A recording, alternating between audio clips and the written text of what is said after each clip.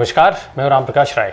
आज जब बिहार में विपक्षी एकता के लिए तमाम जो दल हैं उनकी जुटान हो रही है, ऐसे में भारतीय जनता पार्टी की चिंताएं जो है वो निश्चित तौर पर बढ़ी हुई होंगी। हालांकि इस बीच में कई सारी अलग अलग खबरें आ रही हैं। एक तरफ जहां भारतीय जनता पार्टी की तैयारियों को लेकर के चर्चाएं हो रही हैं, वहीं दूसरी तरफ चर्चा ये भी हो रही है कि भारतीय जनता पार्टी जिस पैटर्न पर पहले लोकसभा के चुनाव के लिए बिहार, उत्तर प्रदेश और उसके समीपवर्ती राज्यों में तैयारी कर रही थी, उसमें अब बदलाव देखा जा रहा है।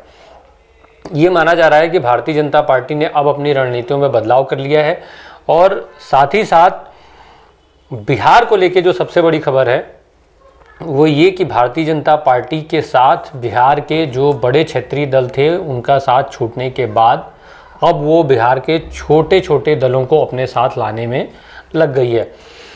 भारतीय जनता पार्टी ने अपने रणनीति में बदलाव करते हुए बिहार के जो तमाम छोटे दल हैं उनको टारगेट करना शुरू कर दिया है, उनको वो अपने साथ मिलाने का काम कर रही है, जिसमें कुछ जो बड़े नाम हैं वो पहले से भारतीय जनता पार्टी के साथ हैं और बचे हुए जो नाम हैं उनको भी अपने साथ वो जोड़ने की तैयारी में है। कुछ वैसा ही जो फॉर्मूला साल 2014 के लोकसभा चुनाव में भारतीय जनता पार्टी ने किया था। लोकसभा चुनाव 2014 में जिस फॉर्मूले पर चल करके और भारतीय जनता पार्टी तब जो एनडीए था, एनडीए को उस चुनाव में 31 सीटें हासिल हुई थी। अब 2024 के लिए जब भारतीय जनता पार्टी के लिए ये चुनाव बहुत अहम है, क्योंकि बार बार विपक्षी एकता के चलते ये चुनाव कठिन माना जा रहा है। कहा जा रहा है कि जो विपक्षी एकता है, जो विपक्ष के तमाम दल एक मंच पर आ रहे हैं और साथ ही साथ जो 2 कार्यकाल यानी 10 सालों की जो एंटी इनकम्बेंसी है, जो तमाम मुद्दे हैं जिन पर नाराज़गी लोगों के बीच में देखी जा रही है, उनके चलते ये चुनाव भारतीय जनता पार्टी के दृष्टिकोण से बहुत मुश्किल है।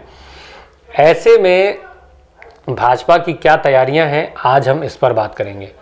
दरअसल भारतीय जनता पार्टी ने साल 2014 का जब चुनाव हुआ था लोकसभा का, उसमें उसने रामविलास पासवान के साथ साथ जो उनकी पार्टी एलजेपी है उसके साथ साथ उपेंद्र कुशवाहा जो 2013 में अलग होकर के नीतीश कुमार से उन्होंने पार्टी बनाई थी राष्ट्रीय लोक समता पार्टी, उसको साथ में लेकर के चुनाव एनडीए के तौर पर लड़ा था भारतीय जनता पार्टी ने बिहार में। उस चुनाव में जो 31 सीटें हासिल हुई थी उसमें भारतीय जनता पार्टी के खाते में 22 सीटें आई थीं। वोट प्रतिशत की बात करें तो 29.40% वोट भाजपा के हिस्से में आए थे। एलजेपी के पास 6 सीटें आई थीं, यानी रामविलास पासवान की जो पार्टी है उसके खाते में 6 सीटें गई थीं। 6.40% वोट उसको हासिल हुए थे। वहीं उपेंद्र कुशवाहा की जो पार्टी थी आरएलएसपी, उसको 3 सीटें मिली थी, लगभग 3% वोट इनको मिला था इस चुनाव में। यानी ये 31 सीटें एनडीए बतौर एनडीए जीतने में कामयाबी उस समय पर मिली थी, इस फॉर्मूले के तहत जब वो क्षेत्रीय दलों को लेकर के एक साथ चुनाव लड़े थे। उस साल जेडीयू जो है वो इनसे अलग था, जेडीयू वो अलग चुनाव लड़ रहा था। वहीं जो दूसरा इनके सामने गठबंधन था यूपीए, उसमें आरजेडी और कांग्रेस थे। आरजेडी के खाते में 4 सीटें आई थी और कांग्रेस के खाते में महज 2 सीटें आई थी। आरजेडी की जो 4 सीटें थीं उसके सहारे आरजेडी ने कुल 20.10% वोट हासिल किया था। वहीं कांग्रेस के खाते में 8.40% वोट 2014 के लोकसभा चुनाव में बिहार के अंदर आए थे। जेडीयू चूंकि अकेले चुनाव लड़ी थी, 2 सीटों पर उसको जीत हासिल हुई थी, 15.80% वोट उसको हासिल हुआ था। जेडीयू की दृष्टिकोण से अगर हम बात करें तो जो चुनाव इसके पहले हुआ था उसमें उसके मुकाबले 2014 में जेडीयू को करीब 18 सीटों का नुकसान उठाना पड़ गया था 2014 में, जब वो एनडीए से अलग होकर के चुनाव लड़े थे। इसके बाद जब साल 2019 में लोकसभा के चुनाव हुए तो उस चुनाव में एनडीए में फिर से एक बार जेडीयू की वापसी हो गई थी। तब एनडीए के खाते में 39 सीटें आई। जो ये 39 सीटें हैं उसको भी एक बार हम समझ लेते हैं। उसमें भारतीय जनता पार्टी के हिस्से में 17 सीटें आई थी, जिसमें 23.58% वोट उसको मिला था। वहीं जेडीयू के खाते में 16 सीटें आई थी, 21.81% वोट मिला था। एलजेपी के खाते में 6 सीटें आई थी, 7.86% वोट उसको हासिल हुए थे। अब यूपीए की बात हम करें तो यूपीए को 2019 में केवल 1 सीट मिली थी। इसमें कांग्रेस और आरजेडी मिलकर के चुनाव लड़े थे। 1 सीट कांग्रेस के हिस्से में आई थी और 7.70% वोट मिले थे। वहीं आरजेडी के खाते में कोई सीट नहीं आ पाई थी, 15.36% वोट हालांकि उसको हासिल हुआ था। वोट प्रतिशत भले ही उसको इतना रहा हो, पर सीट उसके खाते में कोई भी नहीं आई थी। आरएलएसपी भी हालांकि यूपीए गठबंधन का पार्ट थी इस चुनाव में। अब ये जो गठबंधन था ये चल रहा था, फिर साल 2022 में एक बड़ा बदलाव हुआ जब जेडीयू ने भारतीय जनता पार्टी का साथ छोड़ा, यानी नीतीश कुमार ने एक बार फिर से अपना पाला बदला और भारतीय जनता पार्टी से दूर होकर के और वो आरजेडी के पास चले गए। आरजेडी के साथ जा करके उन्होंने बिहार में दोबारा से सरकार बनाई।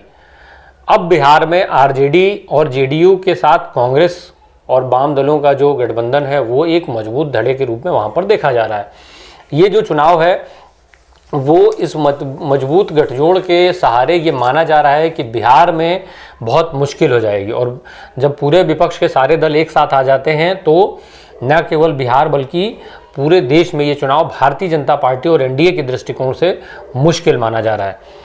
अब जो वर्तमान स्थिति है उसमें भारतीय जनता पार्टी के लिहाज से जब हम बात करें तो जिस तरीके से हमने कहा था कि वो छोटे दलों से संपर्क साध रही है, अब उसमें जब रामविलास पासवान के निधन के बाद से जो पार्टी की स्थिति थी, एलजेपी में बंटवारा हुआ। एलजेपी में जो पशुपत पारस हैं, जो चिराग पासवान के चाचा, उन्होंने बड़ा खेल किया और 5 सांसदों को लेकर के अलग हो गए। फिर केंद्र की सरकार में उनको मंत्री भी बना दिया गया। हालांकि अब भारतीय जनता पार्टी जो है वो चिराग पासवान और पशुपतनाथ पारस दोनों को साधने में कामयाब हो गई है और दोनों को अपने साथ मिलाए हुए हैं।